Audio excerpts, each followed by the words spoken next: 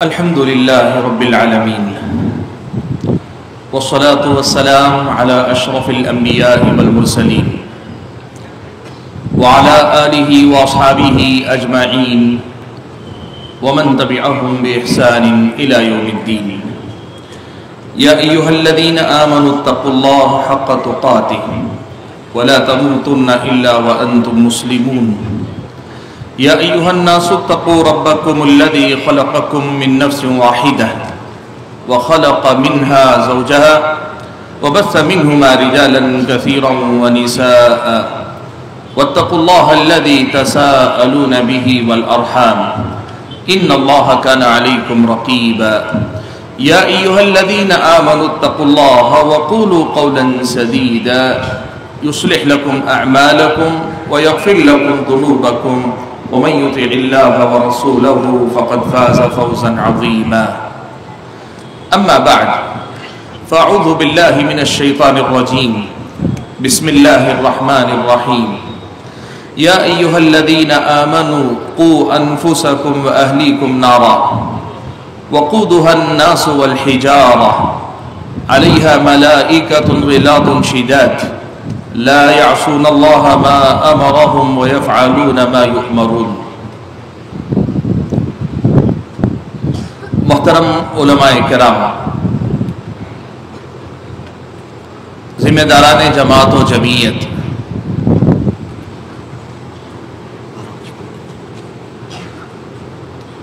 بزرگوں،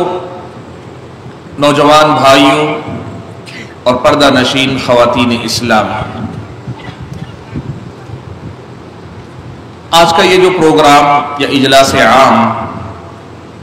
مثالی معاشرے کے مرکزی عنوان کے تحت منعقد ہو رہا ہے، اس پروگرام میں مجھے آپ حضرات و خواتین کے سامنے خاص طور پر جس عنوان پر یا جس پہلو پر گفتگو کرنی ہے وہ ہے نسل نو کے ایمان کی فکر کیجیے. اللہ تبارک و تعالی اس دنیا میں جو نعمتیں ہم اور آپ کو عطا فرماتا ہے ان میں ہماری اور آپ کی یہ اولاد بہت بڑی نعمت ہے. اتنی بڑی نعمت ہے کہ انبیاء نے دنیا کی کسی محرومی پر اللہ تعالیٰ سے دعائیں کی ہو ایسی بڑی کم مثالیں آپ کو ملے گی، لیکن اولاد کی طلب انبیاء علیہ السلام نے بھی اللہ تبارک و تعالیٰ سے کی ہے. اور اتنی بڑی نعمت ہے کہ اللہ تبارک و تعالیٰ نے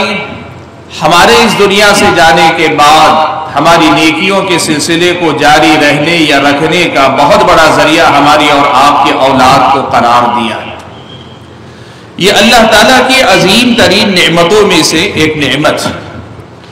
آج کے وہ بچے جو ہماری اور آپ کی گود میں کھیلتے ہیں، یہی بچے کل جوان ہوں گے، سماج کے نوجوان لڑکے اور لڑکی بنیں گے اور قوم کے مستقبل کی آرزوؤں کا مرکز بنیں گے. یقیناً ماں باپ ہونے کی حیثیت سے ہم اور آپ اس بات کی کوشش کرتے ہیں کہ ہم اپنے بچوں کو اچھا کھلائیں گے، اچھا پلائیں گے، اچھا پہنائیں گے، بچوں کو لاڑ دیں گے، بچوں کو پیار دیں گے، بچوں کو ایک اچھا ماحول دیں گے. اور تعلیم کے معاملے میں بھی ہم یہ سوچتے ہیں کہ بچے کے اندر ایسی قابلیت پیدا کریں گے کہ کل وہ دنیا میں سر اٹھا کر جی سکے، سماج میں ایک عزت دار انسان کی حیثیت سے زندگی گزار سکے.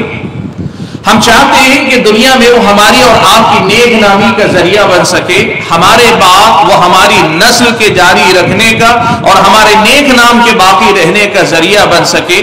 یہ سارے وہ مقاصد ہیں جو ہماری اور آپ کی اس دنیا کے ہر ماں باپ کے دل میں ہوتے ہیں اور جس کے لیے وہ محنت کرتے ہیں. اور محنت کرنے والے یہاں تک کرتے ہیں اپنے بچوں کا کیریئر بنانے کے نام پر، اپنے بچوں کے اس دنیاوی مستقبل کو بہتر کر بنانے کے نام پر اپنے کیریئر کی قربانی دے دیتے ہیں اور اپنے بچوں کے ساتھ بڑے شہروں کو منتقل ہو جاتے ہیں. ایک شہر چھوڑ کر دوسرے شہر چلے جاتے ہیں کہ بچہ پڑھ لے گا، بچہ قابل بن جائے گا، بچہ مہارت حاصل کر لے گا، بچہ کوئی فنکاری حاصل کر لے گا، کوئی بھی فن سیکھ لے گا، تو اس کی وجہ سے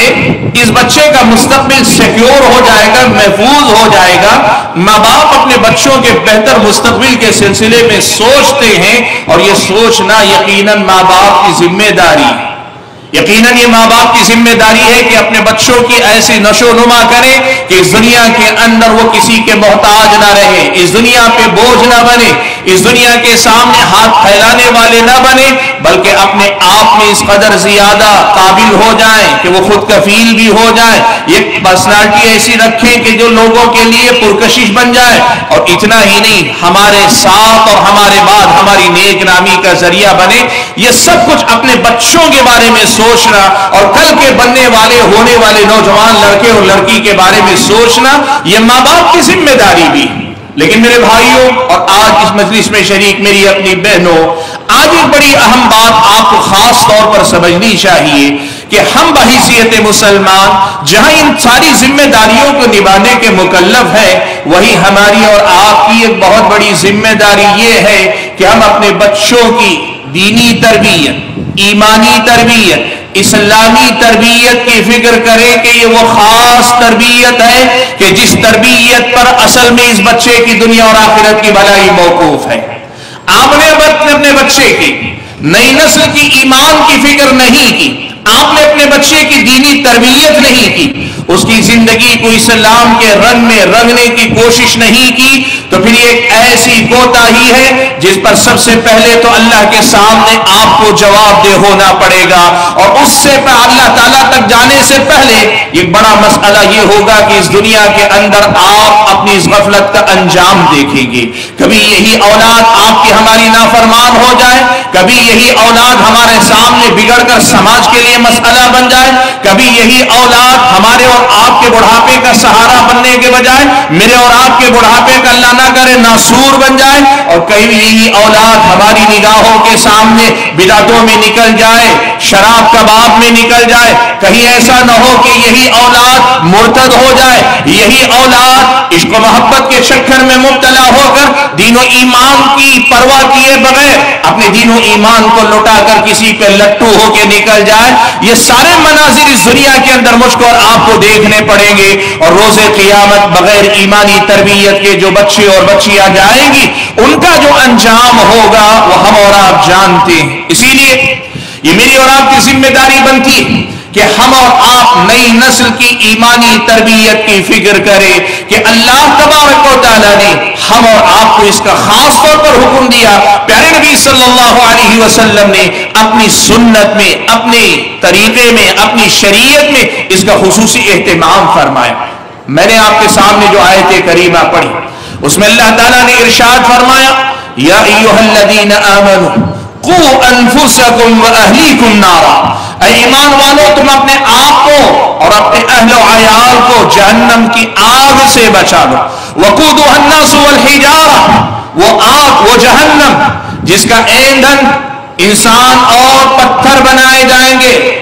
آگ لکڑی سے نہیں، انسانوں اور پتھر سے بھڑکائی جائے گی۔ علیہا ملائکۃ غلاظ شداد، ایسی آگ کہ جس پر مقرر کردہ فرشتے بھی انتہائی سخت مزاج کے ہوں گے، سنگدل ہوں گے۔ لا یعصون اللہ ما امرہم، اللہ کے حکم سے سزا دینے پہ آئیں گے تو ذرا برابر نرمی نہیں دکھائیں گے۔ ویفعلون ما یؤمرون، اللہ کے حکم کو پورا پورا بجا لائیں گے۔ ایسی سب جہنم سے اپنے بچوں کو، اپنی نئی نسل کو بچانے کی فکر کرو۔ پیارے نبی صلی اللہ علیہ وسلم نے ارشاد فرمایا، آپ نے کہا کلکم راع وکلکم مسئول عن رعیتہ، تم میں سے ہر آدمی ذمہ دار ہے اور اس سے اس کی ذمہ داری کے بارے میں پوچھا جانے والا ہے۔ حاضرین گرامی قدر، یہ ہمارے بچے، یہ ہماری اور آپ کی شناخت ہے کہ ہم سے ہمارے بعد ان کے ذریعے ہمارا خاندان آگے بڑھتا ہے۔ یہ بچے ہماری اور آپ کی شان ہے کہ ان کے نام سے کل کے دن ہماری پہچان ہوگی۔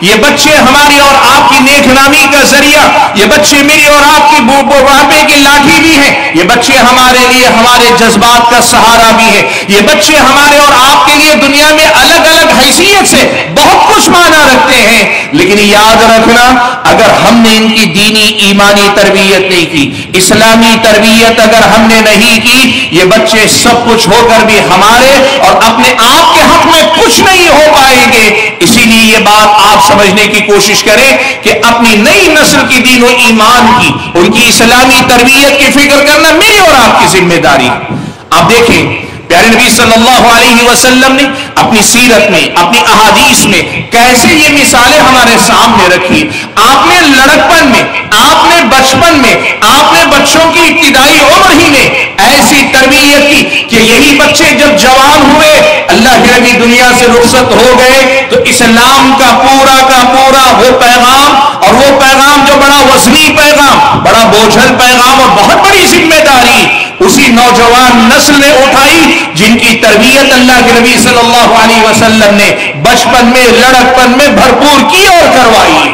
آپ صلی اللہ علیہ وسلم کی احادیث آپ نے سنی، حضرت ابن عباس رضی اللہ تعالی عنہما اللہ کے نبی صلی اللہ علیہ وسلم کے ساتھ سوار جانور پر اللہ کے نبی صلی اللہ علیہ وسلم حضرت ابن عباس سے کہتے ہیں کہ یا غلام انی وعلمک کلمات، اے لڑکے میں کچھ باتیں تمہیں سکھا رہا ہوں، انی وعلمک کلمات، کچھ باتیں میں سکھا رہا ہوں، ان کو یاد رکھ۔ اور وہ کلمات کیا ہیں؟ کہ احفظ اللہ یحفظک، تم اللہ تعالیٰ کو یاد رکھو، اللہ تمہاری حفاظت کرے گا۔ ایک بچے کی تربیت میں سب سے بنیادی کام اللہ کی معرفت، اللہ کی پہچان، اور نہ صرف اللہ سے کی پہچان بلکہ اللہ تعالیٰ سے اس بچے کا رشتہ جوڑنے کی کوشش کرنا کہ اس بچے کے دل میں اللہ کی محبت بھی آ جائے، وہ بچہ اپنے تمام معاملات میں اللہ تعالیٰ ہی سے امیدیں باندھنے والا ہو جائے، وہ بچہ اپنے دل میں اللہ تعالیٰ کا ڈر بسا لینے والا بن جائے۔ سب سے پہلا جو کام ہے بچے کے دل میں اللہ تعالیٰ کی معرفت کو بٹھایا جائے۔ احفظ اللہ یحفظک، احفظ اللہ تجدہ تجاہک، تم اللہ تعالیٰ کو یاد رکھو کہ اللہ تعالیٰ کو اپنے سامنے پاؤ گے۔ اہل علم نے لکھا سامنے پاؤ گے کہ ایک مطلب یہ ہے کہ روز قیامت اللہ کے سامنے حاضر ہونا ہے، اللہ کے سامنے کھڑے ہونا ہے۔ یوم یقوم الناس لرب العالمین، لوگ جس دن رب العالمین کے سامنے کھڑے ہوں گے، بچے کو پہلے دن سے یہ بات پڑھاؤ، سکھاؤ کہ بیٹا یہ دنیا چاہے جیسی ہو جائے، ہر لمحے کا تمہیں اللہ کے سامنے کھڑے ہو کے حساب دینا ہے، اور زندگی جینے والا حساب کے احساس اور شعور کے ساتھ جیتا ہے، تو جیسی زندگی ہوتی ہے ویسی زندگی تیری ہونی چاہیے۔ اپنے بچے کی ایسی تربیت کرو۔ اور وہی بعض اہل علم نے کہا احفظ اللہ تجدہ تجاہک کا مطلب یہ ہے کہ تم اللہ تعالیٰ کا خیال رکھو گے، یاد رکھو گے، ان اعمال کی پابندی کرو گے جو تعلق باللہ کی بنیاد ہے، جن سے اللہ سے تمہارا رشتہ جڑتا ہے، تو پھر ہر مصیبت میں، وقت میں تم اللہ تعالیٰ کو اپنے سامنے پاؤ گے، اپنی ہر ضرورت میں تم اللہ تعالیٰ کو اپنے سامنے پاؤ گے۔ یہ پیغام بچے کو پہلے دن سے اللہ کے نبی سکھا رہے ہیں، حضرت ابن عباس۔ اور اتنا ہی نہیں، آگے اللہ کے نبی نے توحید کی بنیادیں مضبوط کی۔ آپ نے کیا کہا؟ اللہ کے نبی نے کہا اذا سألت فاسأل اللہ، بیٹا مانگو تو اللہ تعالیٰ ہی سے مانگو، جب مانگنا ہو تو اللہ تعالیٰ ہی سے مانگو۔ بھائیو، عرف عام میں جب اس حدیث پہ بات ہوتی ہے تو صرف ایک پہلو پہ بات ہوتی ہے، اور وہ پہلو اپنی جگہ پہ بہت اہم ہے۔ وہ مسئلہ کیا ہے؟ وہ یہ کہ اللہ تعالیٰ کی توحید کا سبق پڑھایا جا رہا ہے کہ اپنی حاجتیں، اپنی ضرورتیں، اپنی منتیں، اپنی مرادیں، اپنی خوشی، اپنی غم، ہر حال میں اگر کسی سے کچھ مانگنا ہے تو صرف اللہ تبارک و تعالیٰ ہی سے مانگو۔ وَإِذَا اسْتَعَنْتَ فَاسْتَعِنْ بِاللَّهِ، جب مدد مانگو تو صرف اللہ تبارک و تعالیٰ سے مانگو۔ لیکن میرے بھائیوں، اس حدیث میں صرف یہ توحید کا پہلو ہی نہیں ہے، صرف اس میں یہی نہیں ہے کہ اللہ تعالیٰ کی توحید کو پکا کرو، اس میں یہ تربیت بھی ہے کہ اسلامی شریعت بندوں کو سکھاتی ہے اللہ اگر مجبور نہ کرے، اللہ تعالیٰ ایسی کوئی مجبوری نہ لائے تو کوشش کرو زندگی میں کبھی کسی انسان کے سامنے ہاتھ پھیلانے کی نوبت نہیں آنی چاہیے۔ تمہارا ہاتھ کسی انسان کے سامنے نہ پھیلے،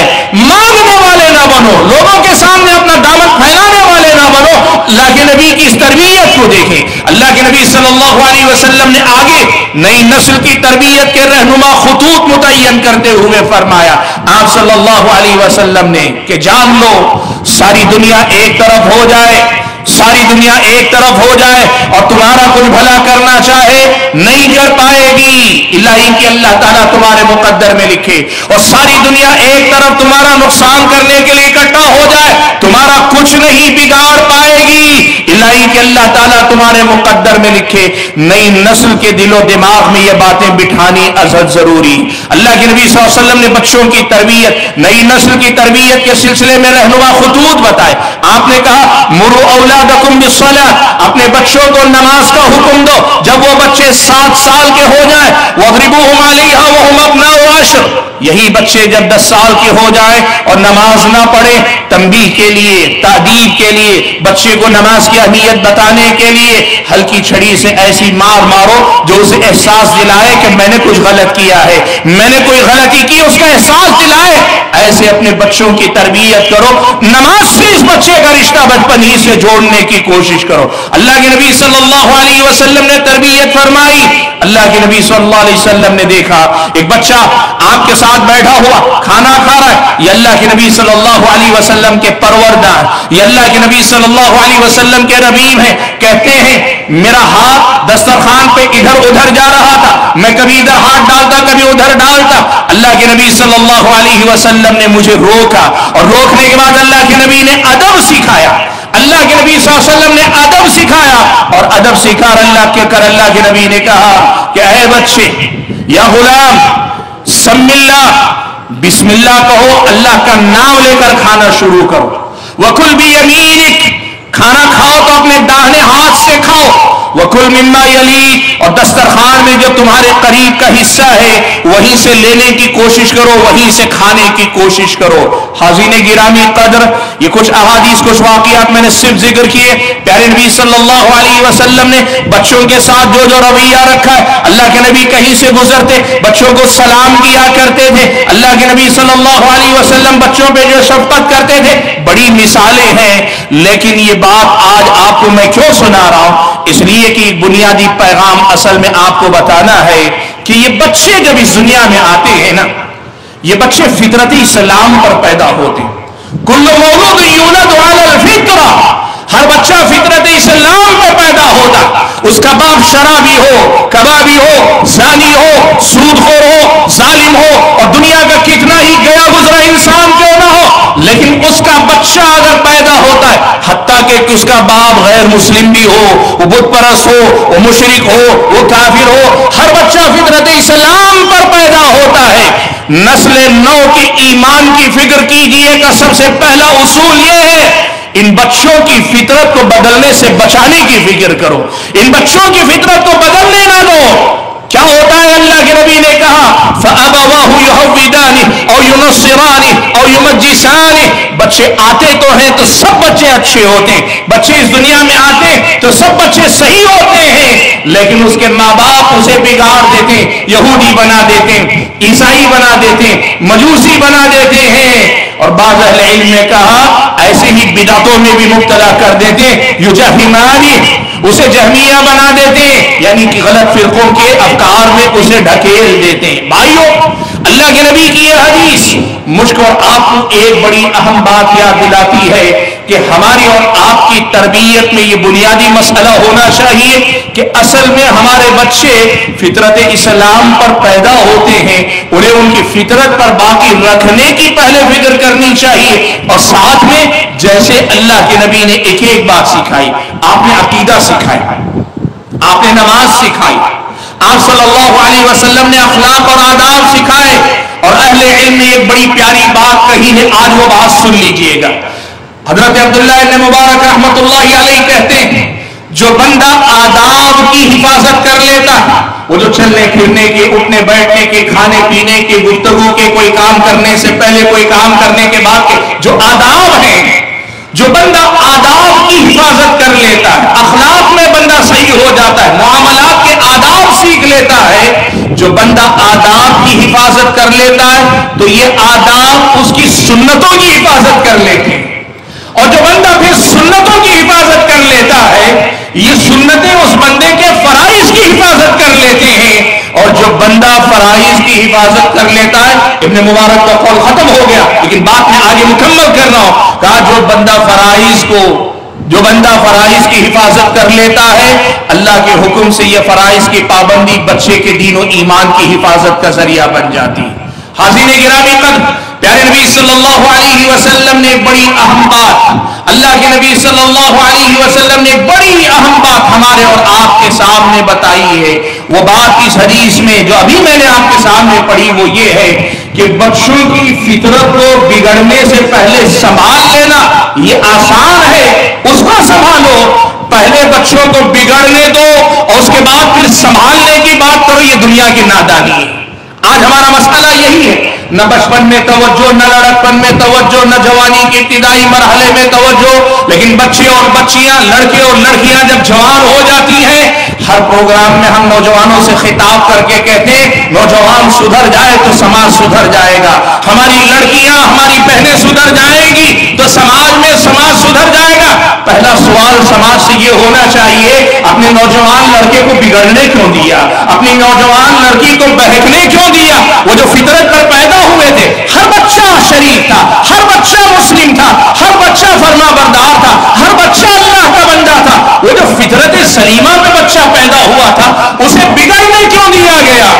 اسی لیے بھائیوں، اپنے بچوں کی تربیت میں اس بات کی طرف توجہ دیجیے کہ ان کی اسی فطرت سلیمہ کو باقی رکھتے ہوئے وہ عقیدے کی باتیں، وہ ایمان کی باتیں، وہ توکل کی باتیں، وہ اللہ ہی سے تعلق جوڑے رکھنے ہی کی باتیں، وہ اللہ ہی سے محبت، اللہ ہی سے امید، اللہ ہی کا خوف اپنے دل میں بسانے کی باتیں، اور دوسرے نمبر پر اس سارے تعلقات جو اللہ سے تعلق ہے اس کے اظہار کے لیے، مظاہرے کے لیے پیارے نبی صلی اللہ علیہ وسلم کی سنت اور آپ کے طریقے سے رشتہ جوڑنا، اللہ کے نبی صلی اللہ علیہ وسلم کی تعلیمات سے رشتہ جوڑنا، ایسی تربیت ہم اپنے بچوں کی کر لے جائیں۔ آپ کو معلوم ہے اس دنیا کے اندر بہت سارے ایسے اسباب ہیں جو ہم سے اس بات کا تقاضا کرتے ہیں کہ ہم اپنی نئی نسل کی ایمان کی فکر ابھی سے کریں۔ میں پہلی ایک بنیادی بات آپ کے سامنے ذکر کر دیتا ہوں۔ ابو سفیان ہرقل کے دربار میں اللہ کے نبی صلی اللہ علیہ وسلم کے بارے میں ہرقل نے پوچھا ابو سفیان سے بہت کچھ۔ ایک سوال ابو سفیان نے یہ بھی پوچھا کہ محمد پر ایمان لانے والے جتنے لوگ ہیں، کیا ان میں سے کچھ لوگ واپس پلٹ کر بھی جاتے ہیں، مرتد بھی ہوتے ہیں، اپنے دین سے پھر جاتے ہیں، جس دین پہ ایمان لائے اس سے پھر جاتے ہیں، ایسا بھی ہوتا ہے؟ ابو سفیان نے جواب میں کہا تھا کہ نہیں، ایسا تو ہم نے نہیں دیکھا کہ ایمان لانے والے پھر جاتے ہو، حالانکہ ہم ان پر بہت ساری سختیاں کرتے ہیں لیکن وہ پھر بھی پلٹتے نہیں ہیں۔ اس وقت ہرقل نے ایک بات کہی، ہرقل جہادیدہ بادشاہ تھا، عیسائیت کو پڑھا ہوا تھا، اس نے ایک بڑی پیاری بات کہی اور بڑی اچھی بات کہی، اس لیے کہ اس نے حضرت عیسیٰ کے حواریوں کی سیرتیں پڑھ رکھی تھی، اسے معلوم تھا، اس نے ایک بڑی پیاری بات کہی، کہا وَكَذَا الْإِيمَانِ إِذَا خَالَطَتْ بَشَاشَتُهُ الْقُلُوبِ، کا ایمان کا مسئلہ یہی ہے کہ جب وہ دل کی گہرائی میں اتر کر اپنی جڑیں مضبوط کر لیتا ہے تو پھر دنیا کی کوئی طاقت اسے ہلا نہیں سکتی، ہٹا نہیں سکتی۔ بھائیوں،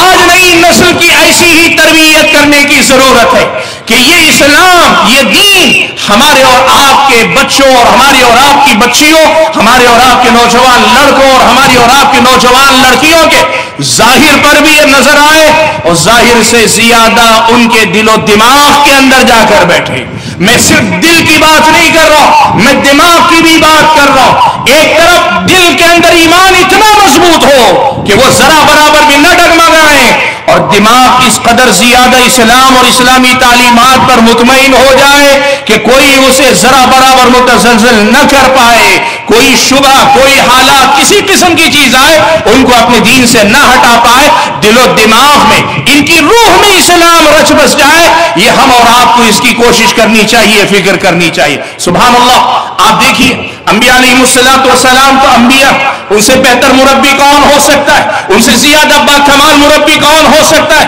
حضرت یعقوب ساری زندگی اپنے بچوں کی پرورش کر رہے ہیں، سارے بچوں کو توحید پڑھا رہے ہیں، سارے بچوں کو اللہ کی بندگی کا سبق پڑھا رہے ہیں، لیکن مرنے سے پہلے اپنے بچوں سے پوچھتے ہیں اور وصیت کر کے جاتے ہیں ام کنتم شہداء اذ حضر یعقوب الموت، جب یعقوب अलैहिस्सलाम की मौत का वक्त आया था तो क्या तुम लोग मौजूद थे, तुमने देखा? उन्होंने क्या कहा? अपने बच्चों से पूछा,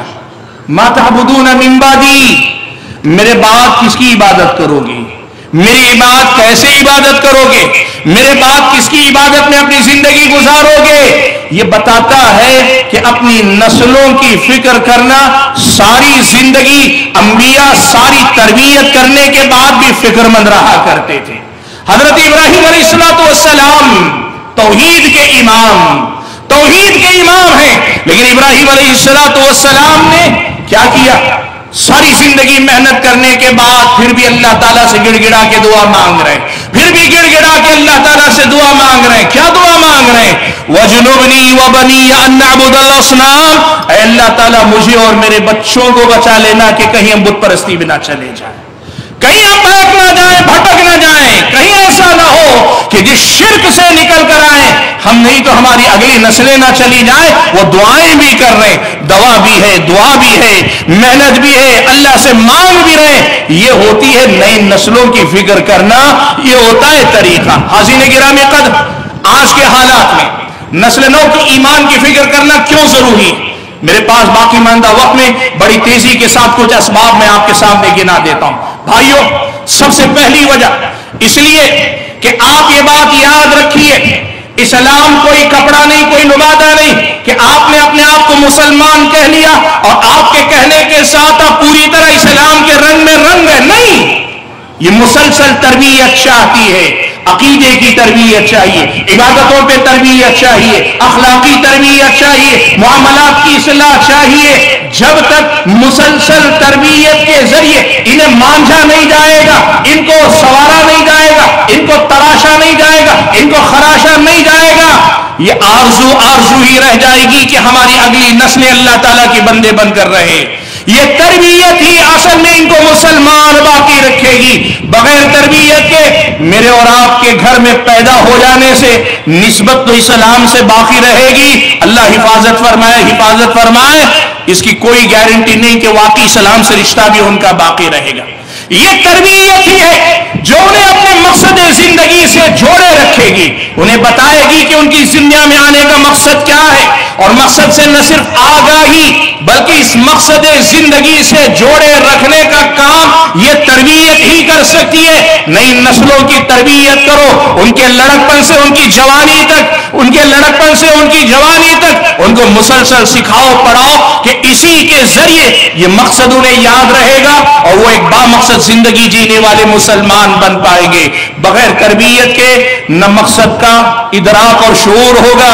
और न मकसद का पता होगा, और कई बार मकसद पता होगा लेकिन मकसद की अहमियत बाकी नहीं रह जाएगी। कई बार मकसद की अहमियत भी मालूम है लेकिन इस मकसद पर कारबंद रहने, जुड़े रहने, लगे रहने का तरीका उनके अंदर नहीं होगा। इसीलिए नई नस्ल की ईमानी तरबियत, इस्लामी तरबियत अल्लाह के नबी के उसवे की रोशनी में मुसलसल करो, ताकि जो इस्लाम उनकी जबान पर है उनके दिलो दिमाग में आए, और दिलो दिमाग के बाद जिस तरह वो दरख्त जो अपनी जड़ें जमीन में गहरी उतारता है तो शाखें बड़ी ऊंची जाती हैं और फल भी बड़े आला निकलते हैं, ऐसे ये ईमान उनके अखलाक में, उनके किरदार में, उनके अमाल में, उनके मुआमलात में, उनकी सुबह शाम में, उनकी खलवत में, उनकी जलवत में, उनकी सुबह में, उनकी शाम में, उनके बाजार में, उनके मकान में, उनके कारोबार में, हर जगह वो ईमान और इस्लाम खुलकर नजर आए। आदमी हर जगह एक ही रंग में नजर आए, वो अल्लाह की बंदगी का रंग, सिबगत अल्लाह का रंग जो अल्लाह ने चढ़ाया है। वमन अहसनु मिनल्लाहि सिबगा, अल्लाह ताला के इस लगाए चढ़ाए हुए रंग से ज्यादा बेहतर रंग कौन सा हो सकता है। भाइयों, ईमानी तरबियत, नई नस्ल की इस्लामी तरबियत, दीनी तरबियत इसलिए भी जरूरी है कि आज हम, खास तौर पर हम जिस मुल्क में रहते हैं, जिस माहौल में रहते हैं, आपको ये बात जाननी चाहिए, समझनी चाहिए कि यहां का मुआशरा बेदीन मुआशरा है, लादीन मुआशरा। आप ये बात समझें, मगरिबी दुनिया पूरी तरह लादीन है, उनकी जिंदगी में मजहब नहीं है, लेकिन मशरिकी दुनिया में इस्लाम के अलावा दीगर अदियान के मानने वाले लोग मजहब को मानते हैं, लेकिन उनमें के भी अक्सरियत आखिरत पर वाकई मानों में ईमान नहीं रखती। नतीजा क्या है? मशरिक और मगरिब का फर्क करीब करीब मिट चुका है اور ساری دنیا لادین دنیا ہے، ساری دنیا لادینیت کے رنگ میں رنگی ہوئی. ایسے ماحول میں یہ بچہ جب ہمارے گھر سے گلی میں جاتا ہے اور گلی سے اسکول میں جاتا ہے، اسکول سے کالج میں جاتا ہے اور کالج کے ساتھ ساتھ ان بازاروں میں جاتا ہے، اور اتنا ہی نہیں اس کے ساتھ ساتھ یہ جو موبائل کی دنیا، یہ جو ٹی وی کا اپنا کلچر ہے، سب جگہ دنیا ایک ہی اصول پہ چلتی ہے. وہ اصول یہ ہے کہ دیکھو جو کچھ ہے یہی دنیا ہے، جو کچھ ہے یہی دنیا ہے، آخرت کوئی چیز نہیں. کس نے دیکھی ہے آخرت؟ کیسے یقین کر لو کہ آخرت بھی کوئی ہے؟ اس لیے دنیا میں صرف ایک اصول یاد رکھنا، تمہاری ذات سے کسی کا نقصان نہیں ہونا چاہیے. بقیہ پھر اس دنیا کی ہر چیز پہ تمہارا حق ہے، ہر مزہ تمہارا ہے. یہاں کوئی ممنوع چیز نہیں ہے، کوئی پابندی نہیں. دنیا انہی اصولوں پہ جی رہی ہے. آپ دیکھیں بغیر ایمانی تربیت کے ہم اپنے بچوں کو، اپنے نوجوانوں کو، اپنی لڑکیوں کو ایسے ماحول کے حوالے کریں گے تو آخر کب تک یہ بچے اس لادین معاشرے کا مقابلہ کر پائیں گے؟ کبھی نہ کبھی دیر سویر وہ شکست کھا جاتے ہیں، کمزور پڑ جاتے ہیں اور سماج میں وہ لفزشوں کا شکار ہو جاتے ہیں. یہ جو ہم کہتے ہیں نا ہماری لڑکیاں کیوں غیر مسلم لڑکوں کے ساتھ بھاگ جاتی، اور یہ بھی ہم کہتے ہیں نا ہمارے مسلم لڑکے مسلم لڑکیوں کے ہوتے ہوئے غیر مسلم لڑکیوں کے پیچھے کیوں دیوانے ہیں، وجہ اس کی یہی ہے تربیت ایمانی نہیں ہو سکی. ایمان ان کے رگوں پہ شرگوں پہ میں اتر نہیں سکا، تو اب انہیں کفر و ایمان کا فرق نہیں معلوم ہے، توحید اور شرک کا فرق نہیں معلوم ہے، اور آخرت کی زندگی جینا اور دنیاوی زندگی کے لیے جینے کا فرق انہیں نہیں معلوم ہے. اس لادین ماحول میں اپنے بچوں کے مستقبل کو، اس دنیاوی مستقبل اور آخرت کے مستقبل کو سنوارنے کے لیے ضروری ہے کہ نسل نو کی ایمانی اور دینی تربیت کی فکر کریں. تیسری وجہ بھائیوں، اس وقت قدیم دور سے ایک مسئلہ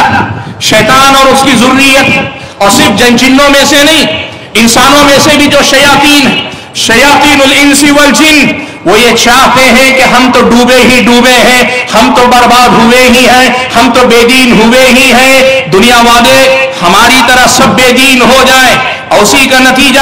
آج کے دور میں باقاعدہ مشن کے طور پر منصوبہ بنا کر ٹی وی چینلوں پہ، یوٹیوب چینلوں پہ، فیس بک پیجوں پہ، انسٹاگرام کے ذریعے، یونیورسٹیوں میں باقاعدہ اپنی گروپ بندی کے ذریعے مشن چلایا جا رہا ہے ارتداد کا، دین سے پھیر دینے کا، لادین بنا دینے کا باقاعدہ مشن چلایا جا رہا ہے. ایسے ماحول میں اگر بچوں کی دینی تربیت نہیں کی گئی، نوجوانوں کی دینی تربیت نہیں کی گئی، لڑکیوں کی دینی تربیت نہیں کی گئی، تو آخر یہ بچے کمزور ایمان کے ساتھ، محدود علم کے ساتھ یا دین کی ناکافی واقفیت کے ساتھ کب تک ان شبہات کا مقابلہ کر پائیں گے جو مرتدین یا ایکس مسلم لوگوں کے سامنے پھیلاتے ہیں. آپ یقین کیجئے، میں ایک بات بتا دوں تو شاید آپ تعجب کریں گے. ابھی مجھے مولانا بتا رہے تھے، میں نے ایک چیز دیکھی، ابھی یہ جو پروگرام چل رہا ہے، اس پروگرام کا جو لائیو ٹیلی کاسٹ جا رہا ہے یوٹیوب پہ، اس کے کمنٹ سیکشن میں آ کے ایکس مسلم لکھ رہے ہیں کہ ایکس مسلم کو فالو کرو اور ہماری باتیں بھی سنو. اللہ کی آپ سمجھو کہ یہ فتنے کس دروازے تک آئے ہیں. ایسے ماحول میں بچوں کی ایمانی تربیت کے بغیر انہیں سماج کے حوالے کر دینا، دنیا میں اس سے بڑی خیانت کوئی نہیں ہو سکتی اور اپنے بچوں پہ اس سے بڑا ظلم کوئی نہیں ہو سکتا. میرے بھائیوں، بچوں کی دینی اور ایمانی تربیت اس لیے بھی کرنی ضروری ہے کہ ایک چیز ہے جنہیں ہم خواہشات کہتے ہیں، اللہ نے ہم سب کے اندر رکھی. اسلامی شریعت کا کمال اور خوبی یہ ہے ہمارے اندر جو خواہشات ہیں، ان میں سے جن خواہشات کا پورا کرنا ضروری تھا اور جس حد تک پورا کرنا ضروری تھا اسلامی شریعت نے اس کی اجازت دی، بلکہ ایسے خواہش پورا کرنے پہ ثواب کا بھی اللہ نے وعدہ کر دیا. اللہ نے جو خواہشات ہمارے اندر رکھی ہیں، ان خواہشات میں سے جن خواہشات کا پورا کرنا ضروری تھا تو اللہ نے ان خواہشات کو پورا کرنے کی اجازت دی ہے. آدمی کو شہوانی خواہشات ہے، کھانے کی پینے کی خواہش ہے، سنورنے بننے کی خواہش، بہت ساری خواہشات ہیں، مال کی خواہش ہے. زُيِّنَ لِلنَّاسِ حُبُّ الشَّهَوَاتِ مِنَ النِّسَاءِ وَالْبَنِينَ وَالْقَنَاطِيرِ الْمُقَنطَرَةِ مِنَ الذَّهَبِ وَالْفِضَّةِ وَالْخَيْلِ الْمُسَوَّمَةِ وَالْأَنْعَامِ وَالْحَرْثِ، اللہ نے جتنی خواہشات ہیں ان میں سے جو ضروری تھی انسان کے لیے ان کو اللہ نے حلال بھی کہا بلکہ کار ثواب کہا، اور جس حد تک ضروری تھی ان کو اللہ نے حلال قرار دیا. ایمانی تربیت اسلامی تربیت ہوتی ہے، بچے کو معلوم ہے کہ خواہشات میں حلال کیا ہے حرام کیا ہے، وہ رک جائے گا، اپنی خواہشات کے فتنے میں مبتلا نہیں ہوگا۔ ایمانی تربیت کے بغیر ہم اپنے بچوں کو اپنی خواہشات کے تابع چھوڑ دیں گے تو کیا ہوگا؟ یہ بچے اللہ کے بندے نہیں رہیں گے، اپنے خواہشات کے بندے ہو جائیں گے۔ یہ ہماری بچیاں اللہ کی بندیاں نہیں رہیں گی، اپنی خواہشات کی بندیاں ہو جائیں گی۔ یہ اللہ کے غلام نہیں رہیں گے، اپنی خواہشات کے غلام ہو جائیں گے۔ اور پھر کل ہم کہیں پتہ نہیں میرا بچہ کیوں اس قدر زیادہ دنیا دار ہو گیا، کیوں دنیا کے مال کے پیچھے اتنا دیوانہ۔ تربیت ہم نے کی نہیں، خواہشات کے جائز اور ناجائز دائرے ہم نے سکھائے نہیں، تو پھر کیسے بچوں سے توقع رکھیں کہ وہ دائرے میں رہیں گے؟ حاضرین گرامی قدر، ہم اور آپ کے سامنے یہ بھی ایک بڑی اہم ذمہ داری کہ ہم ایمانی تربیت نئی نسل کی کیوں کریں۔ ایک بہت بڑا باب ہے جسے شبہات کا باب کہتے ہیں۔ شبہ کہتے ہیں دین اور دین کے جو مسلمات ہیں یا دین کی جو تعلیمات ہیں ان کے بارے میں جیسا ایمان ہمیں رکھنا چاہیے، اس ایمان کو ڈگمگانے والی کوئی بات، اس ایمان میں شبہ یا شک پیدا کر دینے والی کوئی بات، اس ایمان کے سلسلے میں خلل پیدا کر دینے والی کوئی بات، اور خاص طور پر بدعتیں اور اہل بدعت کی باتیں، گمراہ لوگوں کی باتیں، یہ بھی ہر جگہ ہر سو پھیلی ہوئی ہیں، ہر جگہ ہر سو پھیلی ہوئی ہیں۔ ہم اگر صحیح ایمانی تربیت کیے بغیر اپنے بچوں کو اس سماج کے حوالے کریں گے، ہو سکتا ہے ہمارے بچے نمازی ہوں گے، عبادت گزار ہوں گے، بااخلاق ہوں گے، ہو سکتا ہے ہمارے بچے بڑا کوئی گناہ ان کی زندگی میں نہیں ہوگا، بڑے شریف ہوں گے، لیکن اس کی کوئی ضمانت نہیں کہ وہ سنت پر قائم اور باقی رہیں گے۔ کب کون سا فتنہ آ کے انہیں اچھک لے گا، کب کس بدعت کا وہ نوالا بن جائیں گے، کب وہ بدعتوں کا ہوا نوالا بن کر ختم ہو جائیں گے، پتہ نہیں چلے گا۔ بات مولانا مجھے بتا رہے تھے کہ خاص طور پہ ذکر کروں آپ کے اپنے قریب کے شہر کی بات، آپ کے اپنے اسی صوبے کے شہر کی بات، شکیل بن حنیف کا فتنہ کا ایک شہر میں 2000 نوجوان اس کے فتنے کا شکار ہوئے۔